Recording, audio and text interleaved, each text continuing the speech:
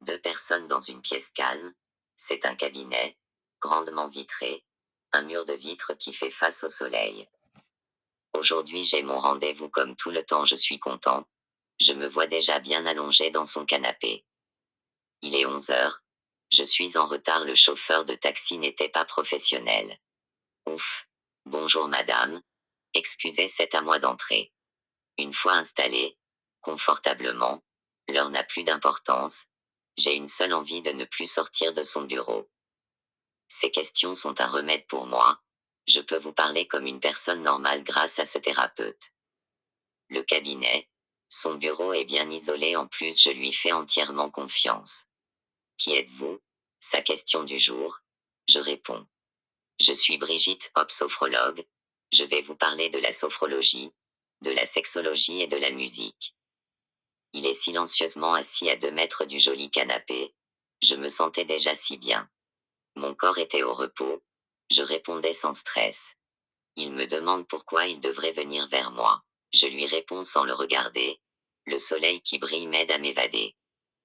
Mes pensées sont claires dans l'évasion. Une voix répond sans hésitation. Le chemin est long mais à deux on y arriverait. Il se lève pour allumer fort la climatisation en me disant: alors vous devenez un ami de route, plein de confiance, c'est bien. Toujours confortablement allongé dans le canapé noir, le regard perdu droit vers la grande vitre, je rajoute d'une petite voix. Comme vous, je dis merci aux artistes et à ce moment que vous partagez avec moi. Il part remettre une autre musique, calme. La musique, je le sais, c'est une thérapie. Il répond agréablement. Oui. Si tout le monde le savait. Je réponds. Moi je le sais.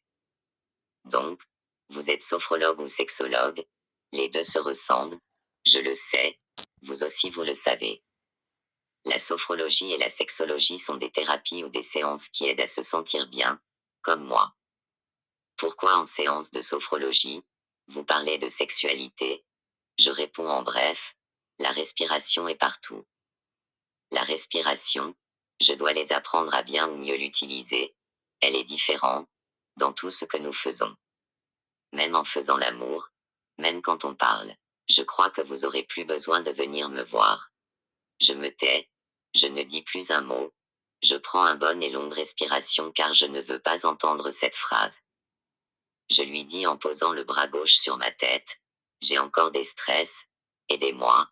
Je suis toujours en contact avec les gens. Vous êtes sophrologue? Aidez-vous. Je pourrais m'aider si vous voulez toujours. Gardez ce lien, qui est entre nous. Vous êtes psychologue? Ça me fait du bien de suivre vos séances. Même si je suis comme vous. Parler c'est important. Je le sais. Il est midi. On doit aller manger, le soleil nous amène le positif. Tout est une question de bien utiliser ses rayons. Venez. Je vous invite aujourd'hui. Je pense que vous avez beaucoup de choses à me dire. N'oubliez pas de prendre l'écharpe. Vous savez, quand je suis allongé devant vous, mes pensées ne sont plus ailleurs. Et si mes clients se sentaient pareil? Ne vous inquiétez pas. Ils le ressentent mais ils le gardent pour eux. Je pense que oui. Car ils sont si bien détendus en partant. Sortez avant moi. Je vous suis. Je vous trouve détendu. Oui, je le suis. J'ai tout de même droit à une autre séance. Dites-moi. Dans la salle d'attente, une femme de 40 ans, environ, et son fils de 18 ans.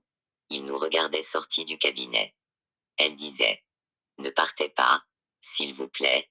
Restez, mon fils a besoin de vous. J'ai pitié des deux. Il disait gentiment au dernier client: allez manger.